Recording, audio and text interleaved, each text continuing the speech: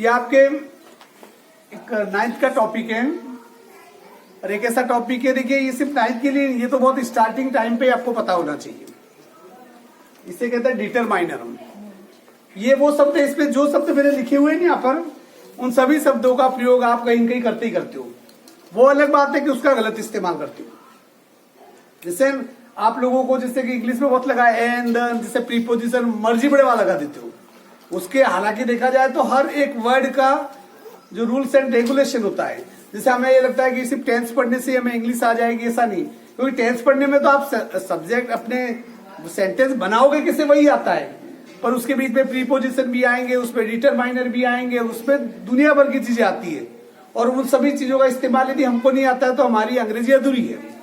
हम जो जिन बच्चों को अच्छे ढंग से यदि टेंस आता भी है, वो अमूमन जो गलतियां करते हैं इन शब्दों में करते हैं। ये जो एक एक हम पढ़ रहे, जैसे मॉडल है वो हमने पढ़ा, मॉडल का प्रयोग यदि सही करने आ जाए तो कम से कम वाक्य सही बनेगा। ये सभी जो शब्द हैं इनको हम कहते हैं डिटरमाइनर। डिटरमाइनर शब्द बनाए डिटरमाइन से, और डिटरमाइन का मतलब होता है निश्चय करना।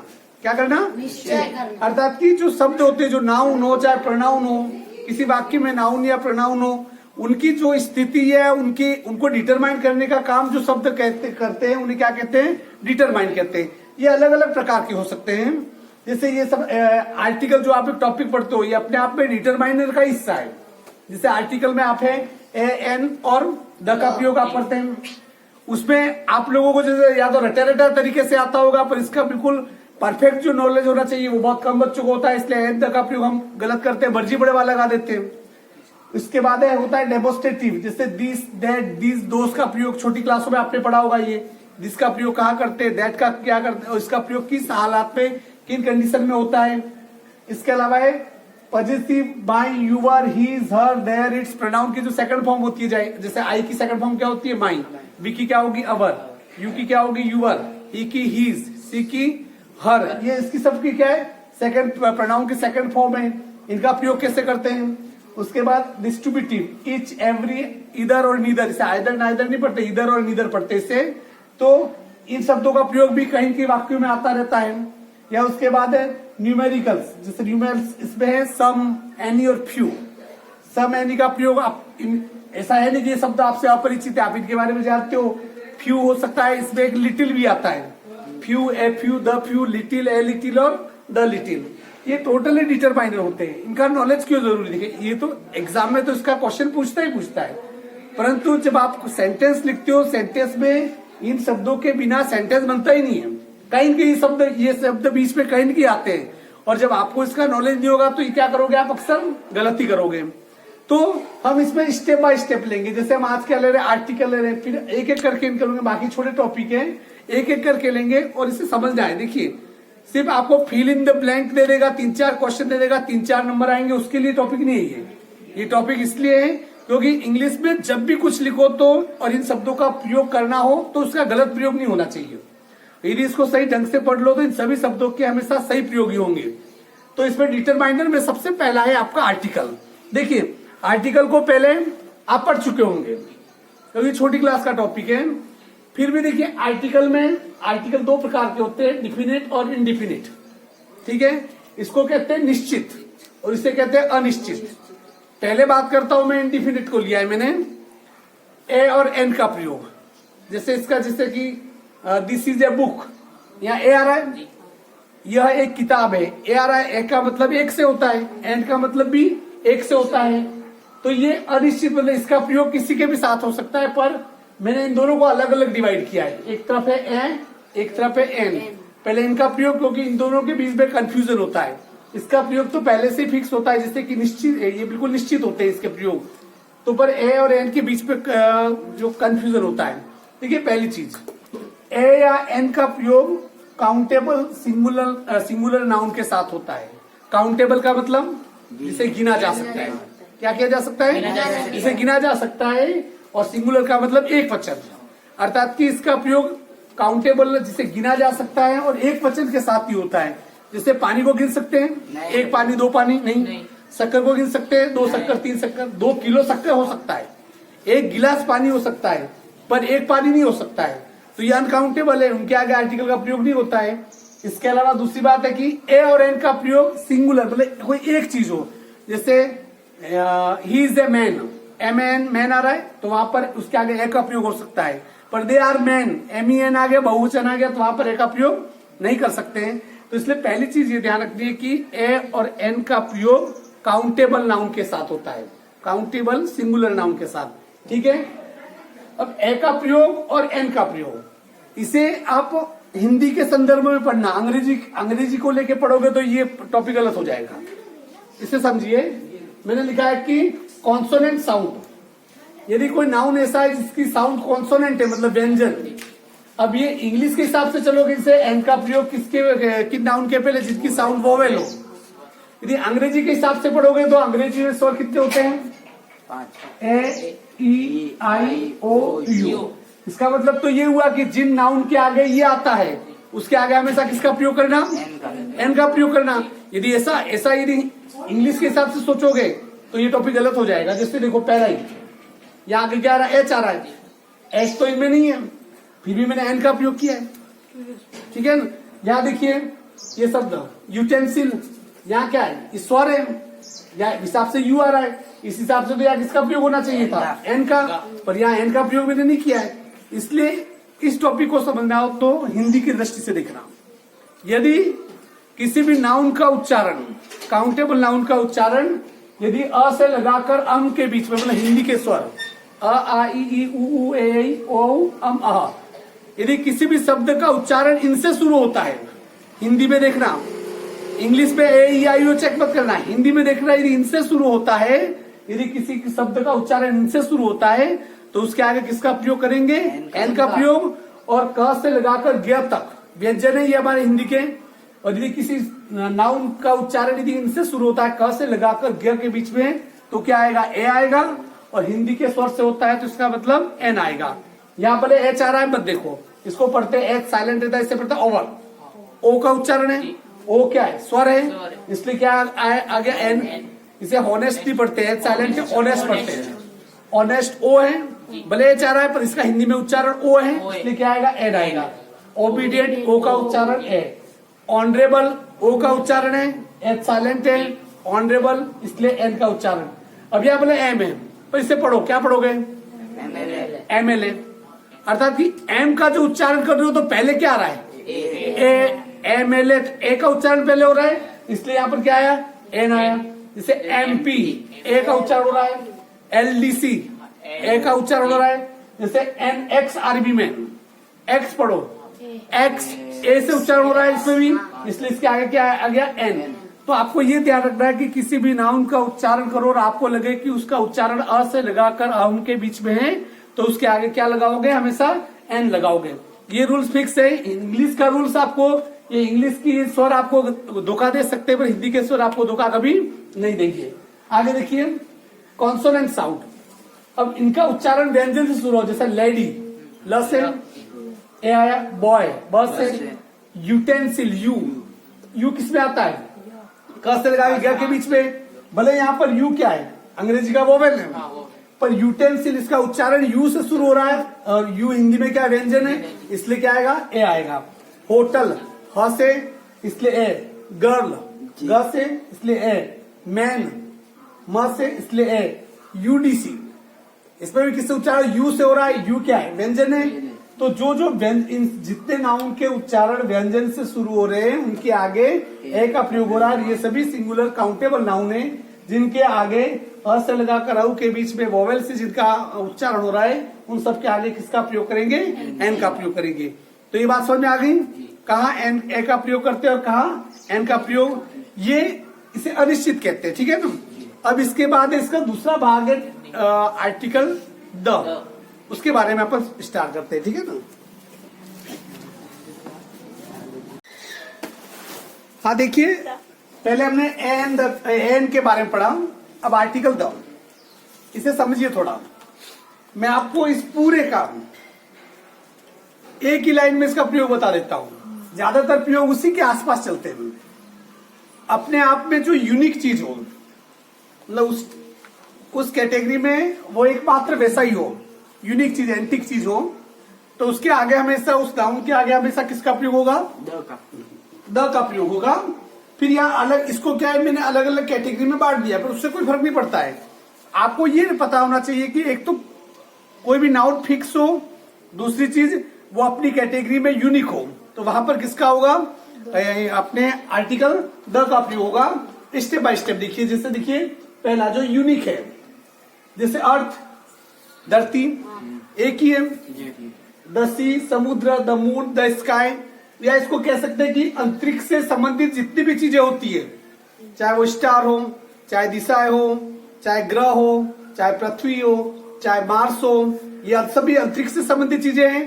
तो उन सब के आगे हमेशा किसका प्रयोग होता है, द का प्रयोग। जैसे the earth moves round the sun, तो अर्थ के आगे द लग रहा है, सन के आगे भी क्या लग रहा है, द लिख रहा है। जैसे कि the sun rises in the east, सूर्य पूरब से उदय होता है, तो ईस्ट के पहले किसका प्रयोग हो रहा है, द का प्रयोग हो रहा है। तो इस प्रकार इनके आगे हमेशा द का प्रयोग होता है। ऐसे नाउन के पहले जो सेकंड टाइप प्रयुक्त हुआ उसे समझिए। जैसे देयर वाज अ किंग, यहाँ किंग के देखो, यहाँ ये जो किंग है, इस किंग के पहले यहाँ तो ए का प्रयोग हो रहा है, फिर इस किंग के पहले द का प्रयोग क्यों हुआ, क्योंकि देयर वाज अ किंग, एक बार एक राजा था, the king was very cruel. अब ये पहले यहाँ किंग निश्चित नहीं था, यहाँ पर निश्चित हो गया, क्योंकि किसकी बात कर रहा है, इस राजा की बात कर रहा है। अर्थात कि ये जो नाउन शब्द है इस वाक्य में दो बार आ गया। तो पहली बार में तो ए एन का प्रयोग करते हैं, पर जब दूसरी बार आए तो हमेशा किसका प्रयोग करते हैं, द का प्रयोग करते हैं। जैसे बस देयर वाज ए माउस, एक बार एक चूहा था, ठीक है ना, the mouse was very naughty, दूसरी बार माउस के आगे द का प्रयोग हुआ, ये ध्यान रखना है आपको। ऐसे नाउन से पहले जिसमें फ्रेज और क्लोज जोड़कर डेफिनेट बना दिए जाए, अर्थात कुछ वाक्य से, जैसे कि I like girl in blue,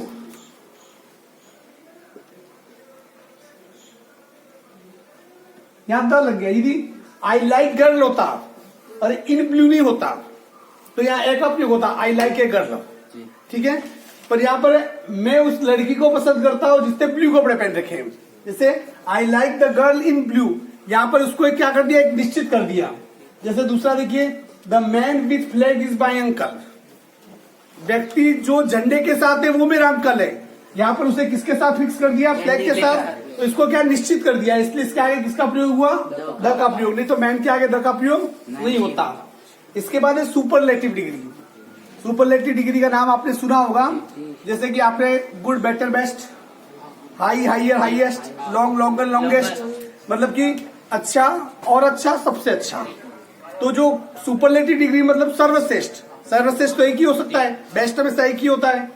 तो उनके पहले, सुपरलेटिव के पहले हमेशा द आर्टिकल का प्रयोग होता है। इसमें भी ध्यान ये रखना है कि सुपरलेटिव डिग्री पहचानोगे किसे, जिस नाउन के अंत में ईएसटी आता है, या हाईएस्ट, लोएस्ट, लॉन्गेस्ट, ईएसटी आ रहा है, या फिर मोस्ट आ जाए, क्या आ जाए, मोस्ट आ जाए। जैसे देखिए सी इज द बेस्ट, ईएसटी आ रहा है, तो सुपरलेटिव डिग्री, इसके आगे किसका प्रयोग हुआ, द का प्रयोग। He is the most intelligent boy, यहाँ पर क्या आ रहा है, मोस्ट आ रहा है, मोस्ट भी सुपरलेटिव का सूचक है, उसके आगे किसका प्रयोग होगा, द का। ये सभी जब नियम मिल जाएंगे ना तब थोड़े कंफ्यूज भी होंगे, कहां पर द लगेगा, कहां पर है, मैं उसका भी आपको तरीका बताऊंगा। ऑर्डिनल्स के पहले, अर्थात की क्रमबद्धता होती है, जैसे first, second, third, fourth, fifth, six, seven, 1 2 3 के आगे प्रयोग नहीं होगा। ये जैसे the first, the second, the third, the fourth, the fifth, ये क्रमबद्धता होती है, तो उसके आगे हमेशा किसका प्रयोग होता है, द का प्रयोग होता है। ऑब्जेक्टिव जो समूह को रिप्रेजेंट करे, कुछ शब्द ऐसे होते हैं जो एक व्यक्ति के लिए नहीं आते हैं, वो संपूर्ण समूह के लिए आते हैं। जैसे एक बात, जैसे एक सेंटेंस बोल रहा हूं, the rich should help the poor, the rich should help the poor, मतलब अमीरों को गरीबों की मदद करनी चाहिए। या वो रिच शब्द है एक अमीर के लिए नहीं है, वो सब अमीरों के लिए, और वो जो गरीब शब्द है एक गरीब के लिए नहीं है, सब गरीबों के लिए। The young should obey the Elder, बच्चों को बूढ़ों की आज्ञा माननी चाहिए। बच्चे यहाँ पर सभी बच्चों के लिए, बूढ़े यहाँ पर सभी बूढ़ों के लिए। तो इस प्रकार कोई एक शब्द यदि वो समूह को रिप्रेजेंट करे, जैसे द रिच है, द ओल्ड है, द पुअर है, इस प्रकार से यदि आए तो हमेशा द आर्टिकल का प्रयोग होता है। अब देखिए, यदि सागर हो, नदी हो, प्रसिद्ध नदियां, द्वीप समूह हो, पर्वत श्रृंखलाएं हो, या मरुस्थल हो, या किसी देश का बहुवचन में नाम हो, जैसे इंडिया है, देश के नामों के आगे क्रॉस लगता है, आर्टिकल नहीं लगता है। पर किसी देश का नाम बहुवचन में है तो उसके आगे क्या लगेगा? द। इंडिया के आगे क्रॉस लगता है, इंडिया के आगे आर्टिकल नहीं लगेगा, पर यूएसए के आगे लगेगा, क्योंकि USA United state of America पूरा एक बहुवचन है वो, क्योंकि वो एक सभी गणराज्यों का समूह है, इसलिए उसके आगे द का प्रयोग होता है। जैसे देखिए सागर, तो द अरेबियन सी, अरब सागर, उसके आगे द का प्रयोग। द अंडमान निकोबार द्वीप समूह है, द का प्रयोग। द गंगा प्रसिद्ध नदी है, the Ganga, the Yamuna, the Narmada, ये इसके आगे द का प्रयोग। द यूएसए अमेरिका का, जैसे अमेरिका लगेगा द नहीं लगेगा, क्रॉस लगेगा, पर यूएसए आएगा क्या लगेगा? द लगेगा। द अरावली पर्वत श्रृंखला, द अरावली है, जो द हिमालय है, पर्वत श्रृंखलाओं के आगे द का प्रयोग होता है, परंतु पर्वत श्रृंखलाओं की जो सबसे ऊंची चोटियां है उसके आगे द का प्रयोग नहीं होगा, वहां क्रॉस आएगा। जैसे माउंट एवरेस्ट, उसके पहले द नहीं लगा सकते, वहां क्रॉस है। जैसे गुरु शिखर, अरावली पर्वतमाला के आगे द लग रहा है, पर गुरु शिखर आ जाए तो वहां पर क्या लगेगा? क्रॉस लगेगा। इस बात का क्या करना है? ख्याल रखना है। समाचार पत्र है, जहाजों के नाम हो, प्रसिद्ध समाचार पत्र हो, या प्रसिद्ध जहाज हो, प्रसिद्ध रेलगाड़ियां हो, इसमें सब आ सकते हैं, ठीक है, प्रसिद्ध होना चाहिए। जैसे द टाइम्स ऑफ इंडिया अखबार का नाम है, द भास्कर अखबार का नाम है, द टाइटेनिक जहाज का नाम है। तो जैसे कि भारत में जो राजधानी एक्सप्रेस ट्रेन है, द राजधानी एक्सप्रेस, वो भी क्या है कि प्रसिद्ध ट्रेन का नाम है, लिख सकते हैं। दिशाओं के नाम के पहले बता दिया है। जो खाड़ियां है, जैसे बंगाल की खाड़ी है, बड़ी नहरें हैं, या जलप्रपात है, जो जलप्रपात जो कि जैसे द विक्टोरिया, जैसे विक्टोरिया जलप्रपात है, तो उसके आगे किसका प्रयोग होगा? द का प्रयोग होगा, ठीक है ना। जैसे द नियाग्रा फॉल्स सबसे बड़ा जलप्रपात है, तो उसके पहले किसका प्रयोग हो रहा है? द का। जैसे the sun rises in the east, दिशा है, दिशा के पहले किसका प्रयोग होता है? द का। The bay of Bengal, Bengal की खाड़ी, किसका प्रयोग हो रहा है? द का। द इंडियन ओशियन, हिंद महासागर, इसके आगे किसका प्रयोग हो रहा है? द का। फिर द प्लस प्लूरल सरनेम। देखो कई बार क्या होता है कि जो अंग्रेजी में जो पत्रिका वगैरह छपाते हैं, जैसे किसी का सरनेम है, जैसे जोशी लगाते हैं, मेहता लगाते हैं, वगैरह वगैरह जो लगाते हैं, यदि उसके पीछे जैसे गुप्तास, जैसे कई मकानों के नाम होते हैं, जैसे गुप्ता के बाद गुप्तास लिख दिया जाता है, मतलब उसका मतलब होता है ये गुप्ता सरनेम है, उसके पीछे एस लगा दिया, जिसका मतलब पूरे परिवार से, किससे? परिवार। इसका मतलब होता है गुप्ता परिवार, तो इसके आगे क्या लग रहा है?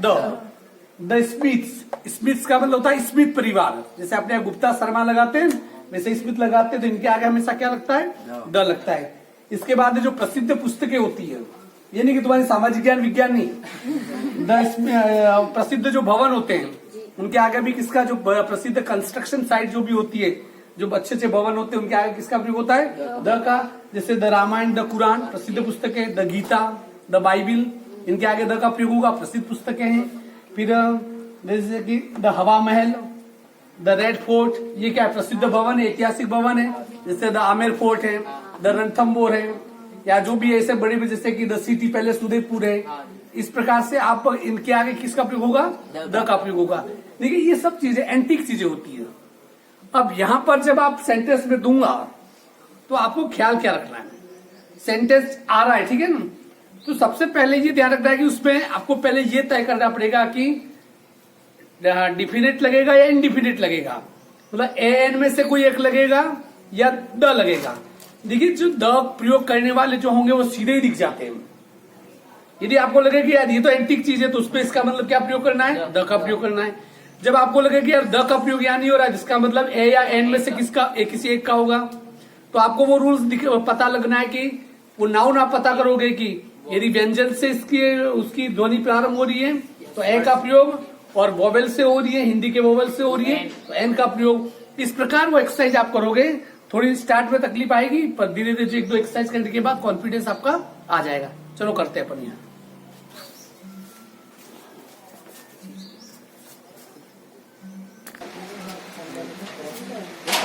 बंद कर देना है। हाँ देखिए मैंने कुछ एक्सरसाइज यहाँ पर लिखी है मैंने, आप देखो। जैसे ही इज ओबीडिएंट वर्ब, ठीक है, इसका प्रयोग हो रहा है ये जानना जरूरी नहीं है, उससे ज्यादा जरूरी है कि बाकी का क्यों नहीं होगा। हमेशा इस बात का ख्याल रखना। जैसे ही इज ओबीडिएंट बॉय, कोई विशेष खास चीज है नहीं, इसका मतलब द का प्रयोग होगा नहीं। बच्चा ए आई एन ओबीडिएंट, ओ का उच्चारण है, क्या आएगा? एन। तो यहाँ पर क्या आएगा? एन।